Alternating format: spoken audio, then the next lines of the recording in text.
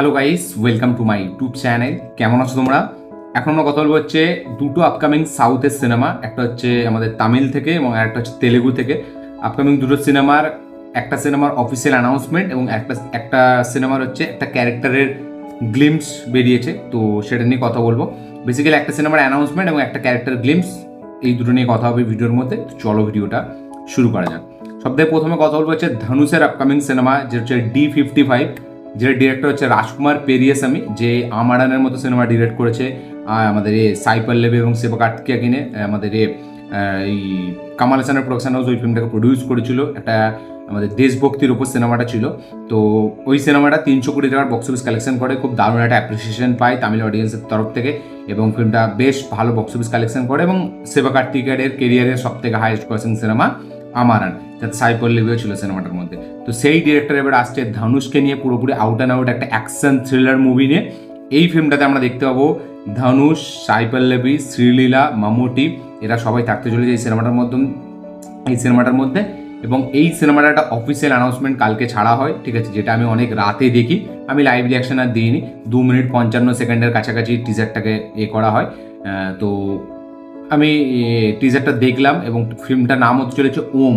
এবং এই ফিল্মটা কিন্তু পার্ট ওয়াইজ আসতে চলেছে, মানে দুটো পার্টে আসবে। প্রথম চ্যাপ্টারটা হচ্ছে এটা, তারপরে আবার একটা চ্যাপ্টার আসবে, ঠিক আছে, কি ইধোডি ব্লাড এরকম একটা নাম প্রথম চ্যাপ্টারটা। তো ওম যে ধানুষের নেক্সট সিনেমার নাম। তো এর টিজারটা যদি আমি কথা বলি, দেখুন টিজারে সাহেব আঙ্কারের মিউজিক ডেফিনেটলি ভালো ওয়ার্ক করছে, বাট টিজারটা যে মাস আপিলটা না, সেটা যেন ধানুষকে ঠিক শ্যুট করছে না আমার মতে। আমার মনে হয় এখানে হয়তো মানে একটা পুরোপুরি ধরুন একটা কি বলবো, একটা সুরিয়া বা একটা আমাদের এখানে নানি, ঠিক আছে, এরা হলে আমার মনে হচ্ছে, দেখুন অ্যাক্টার হিসাবে ধানুষ ডেফিনেটলি মানে অনেক অনেক মানে তুখোড় একজন অ্যাক্টার, ব্যাপক একজন অ্যাক্টার, নানি ফানির থেকে অনেক হাই র্যাঙ্কে আমি রাখি। মানে অ্যাক্টার হিসাবে ধানুষের মানে ধারে কাছে খুব কম লোকই আছে।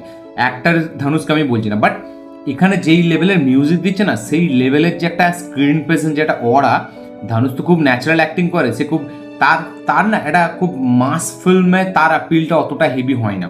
মানে একটা বিজয় সুরিয়া, ঠিক আছে, মানে এরা যেরকম একটা স্ক্রিন প্রেস, বা চিয়ান বিক্রম, এরা যেরকম একটা প্রেজেন্স দিতে পারে স্ক্রিনের মধ্যে, ধানুষ কিন্তু একটা মানে কি বলবো ড্রামা রিয়েলিস্টিক অ্যাপ্রোচের ফিল্ম, এইরকম ফিল্মে না ধানুষের কাজ খুব স্ট্রং হয়, খুব হেভি হয়। তো ধানুষ কিন্তু টিপিক্যাল যে পুরো আউট অ্যান্ড আউট মাস একটা প্রেজেন্টেশন তার মধ্যে যে আমরা দেখবো, সেটা কিন্তু আমরা পাবো না, এটা কিন্তু আমরা জানি। তো যার কারণে এটা আমার পুরোপুরি আমার রিয়াকশন, যে টিজারে যখন বিজিএমটা, যখন ধানুষের প্রথম লুকটা রিভিল হচ্ছে, সেইখানে যে বিজিএমটা চলছে, সেই হিসাবে ধানুষের যে প্রেজেন্সটা, সেটা আমার মনে হয় আরও বেটার হতো। সেটা আমার মনে হয় মানে সেই অরাটা না ধানুষ কোথাও গিয়ে ক্যারি করতে পারেনি।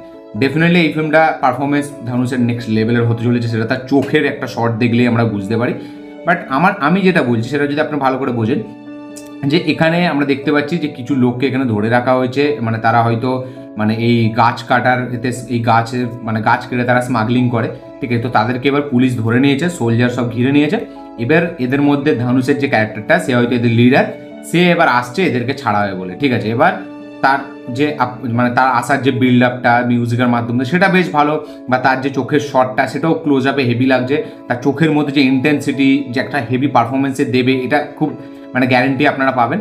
বাট যে একটা স্ক্রিন প্রেজেন্স, যে একটা যেমন দেখবেন নানি দাসারাতে যে অরাটা ক্রিয়েট করতে পেরেছে না, সেটা আমার মনে হচ্ছে ধানুষ কোথাও গিয়ে এই টিজারটাই সেই অরাটা ক্যারি করতে পারেনি। মানে তার স্ক্রিন প্রেজেন্সটা না অতটা ডেডলি লাগছে না, মানে যেই লেভেলের বিজিএম, সেই লেভেলে কিন্তু মানে ধানুষের যে মানে অ্যাকশন সিকোয়েন্স বা তার যে অরা, সেটা না আপনার ওই লেভেলে ফিল হবে না। যেই লেভেলে ধরুন এখানে একটা আমাদের মানে আমাদের শিবা কার্তিকেয়ার তবু যে মাসে বিলটা আছে, আমরা মাদ্রাসিতে দেখেছি, ঠিক আছে, বা এখানে আমাদের বিজয় বা আমাদের সুরিয়ার এরকম যে ব্যাপার, তো সেইটা না মানে আমি ধানুষের মধ্যে পেলাম না। যেই লেভেলের বিজিএম, সেই বিজিএম অনুযায়ী আমি সেই অ্যাকশন সিকোয়েন্সটা আমার কোথাও না কোথাও গিয়ে মনে হয় হয়নি। এবং স্ক্রিন প্রেজেন্স অ্যাক্টার ধানুষ ব্যাপক টেরিফিক, তার চোখ দুটো দেখলে বুঝতে পারছি, বাট যে একটা মানে মাস ধানুষ, সেটা কিন্তু আপনি কোথাও গিয়ে ফিল করতে পারবেন না। তো ডেফিনেটলি দেখুন এই ফিল্মটার মধ্যে এখন শুধুমাত্র টিজার এসছে, নাম আমরা জানতে পেরেছি, এখন অনেক কিছু বাকি। এতে মামুটির মতো অ্যাক্টর আছে, যে কিনা একটা গ্রে শেড ভিলেন প্লে করতে চলেছে, একটা পুলিশ অফিসার, যে গ্রে শেডের একটা পুলিশ অফিসার, তো সে থাকবে। তো আমার মনে হচ্ছে এই সিনেমাটাই এই মানে গাছ কাটা নিয়েই হয়তো মেন সিনেমাটার টপিকটা হতে চলেছে। বাট এই সিনেমাটা যদি আপনারা ফলো করে দেখেন, এই সিনেমাটাতে কিন্তু দেশভক্তির একটা ব্যাপারে কিন্তু এখানে রাখবে। আপনারা দেখবেন দিল্লির ওই পার্লামেন্টের বা কোনো একটা অফিসের এরকম ওখানে আমাদের ফ্ল্যাগটা আছে ইন্ডিয়ান, এবং ওখানে শটটা আমরা দেখতে পাচ্ছি। তো এবং এই ডিরেক্টর এর আগে আমারের মতো সিনেমা করেছে, তো আমার কোথাও না কোথাও মনে হচ্ছে প্যাট্রিয়টিজম এই সিনেমার মধ্যেও কিন্তু হতে চলেছে, এবং সেটা হয়তো অন্যভাবে ডিরেক্টর রাখতে চলেছে। বাট টিজারটা, হ্যাঁ সিনেমার নাম ভালো, ওম খুব শর্টে নাম, বাট আমার মনে হয় মানে অ্যানাউন্সমেন্ট ভিডিওটা না সেই ম্যাজিকটা ক্রিয়েট করতে পারে না, যেটা একটা করা দরকার ছিল। মানে যেই লেভেলে তাদেরকে ধরে রেখেছে, একটা বিল্ড আপ, যে একটা হিরো আসছে সেটা যেভাবে দেখালো, বাট তার যে হিরোইক যে এন্ট্রি বা তার যে প্রেজেন্স, সেটা আপনি ফিল করতে পারবেন না। তো ধানুষ এইরকম, দেখুন ধানুষ একটা বিজয় যেটা মাস অ্যাপিলটা করতে পারে, বা সূর্যা যদি কারুপুরি কথা বলি আমি, সেই যে মাস অ্যাপিলটা করতে পারে, চিয়ান বিক্রমও যে মাস অ্যাপিলটা করতে পারে, সেই অ্যাপিলটা না ধানুষ মানে শুধু ফিজিক্যালি আমি বলছি না, মানে ধানুষের মধ্যে না সেই মাস অ্যাপিলটা আসেনি, বা যেটা একটা ইয়াস করতে পারে রকি ভাই, ঠিক আছে, সেটা না কোথাও গিয়ে আমার মনে হচ্ছে এই জায়গাটাতে আপনি ইয়াসকে বসিয়ে দেবেন, বা আল্লু অর্জুনকে আপনি বসিয়ে দিন এইখানে, ঠিক আছে, মানে জাস্ট এই টিজারটাকে নেক্সট লেভেলে নিয়ে চলে যাবে। তাদের যে মাস অ্যাপিলটা আছে, ঠিক আছে, তাদের যে মাস স্ক্রিন প্রেজেন্স আছে। তো এটা পুরোপুরি আমার মতামত, আমার এরকমই লেগেছে। আমার মানে বিজিএম বা যে ওয়ার্ল্ড মানে বিল্ড আপ যেভাবে দিল, সেটা আমার মনে হলো ব্যাপক কিছু আমরা দেখতে পেতে চলেছি, বা ধানুষের লুকে আমরা কিছু চেঞ্জেস দেখতে পাবো। এবং ধানুষের লুক একই লাগছে, তেরে স্কিমে যেরকম লুক, কারাতে যেরকম লুক, সেই সেম লুকই আমরা এখানে দেখতে পাচ্ছি। তো লুকের মধ্যেও কোনো সেরকম এক্সপেরিমেন্ট বা কিছু চেঞ্জেস আমি সেরকম কিছু দেখতে পেলাম না, যার কারণেই অ্যাকচুয়ালি বেশি বলতে পেলে আমার এই টিজারটা খুব একটা ওকে ওকে টিজার লেগেছে, ডিসেন্ট টিজার। মানে সায়া ব্যাংকের মিউজিক দিয়ে তো এলিভেট করছে, বাট ধানুষ সেই মিউজিকটাকে নিয়ে খেলতে পারছে না স্ক্রিন প্রেজেন্সের মাধ্যমে। তো এটা আমার মনে হয়েছে। আপনাদের কি বক্তব্য অবশ্যই লিখে জানাবেন। ওম 16ই অক্টোবর রিলিজ হতে চলেছে এই বছর, প্রথম পার্ট, এবং সেকেন্ড পার্ট হয়তো পরের বছর রিলিজ হবে। কি বক্তব্য আপনাদের, কতটা এক্সাইটেড আপনারা এটা নিয়ে অবশ্যই কমেন্টে লিখে জানাবেন। মামুটি আছে, আমি মামুটির স্ক্রিন মানে দেখার জন্য মামুটিকে আরও বেশি এক্সাইটেড আমি। এবং ভালো ভালো অভিনেতা আছে, সাই পল্লবীর মতো অ্যাক্ট্রেস আছে, দেখা যায়। তার মধ্যে শ্রীলীলা আছে, শ্রীলীলার কি রোলটা হয়। এবার দেখুন ধানুষ আছে, মানে পারফরমেন্স তো মানে চোখ বন্ধ করে আমি মেনে নেবো যে ধানুষ যা পারফরমেন্স দিতে পারে, সেটা আজকালকার অ্যাক্টররা বা অনেক সিনিয়র অ্যাক্টররাও সেটা পারে না, সে তো অবশ্যই। বাট আমি এখানে মাস ধানুষকে আমি ঠিক পেলাম না, যেটা একটা ইয়াশ আল্লু অর্জুন যেটা করে দেখাতে পারে, বা যেটা একটা বিজয় সূর্যা যেরকম করে দেখাতে পারে। দেখুন বিজয় তো এরকম টাইপের ফিল্ম করে না, কন্টেন্ট ওরিয়েন্ট, একটা রুটেড, মানে খুব যে রুটেড গল্প বিজয় এরকম ফিল্ম করেছে এরকম না, তার মধ্যে রুটেড গল্পও থাকে এবং পুরোপুরি মাস এলিভেশন সিনসও থাকে, ঠিক আছে। বাট এইরকম এই মানে ধরুন একটা পুষ্পার মতো কন্টেন্ট, বা একটা এই D55 মতো কন্টেন্ট, বা একটা চিয়ান বিক্রমের থাঙ্গালানের মতো কন্টেন্ট, এরকম কন্টেন্ট তো বিজয় করে না। তো সেটা আমি তার সাথে কম্প্যারিজন আনাটাও আমার ভুল হবে।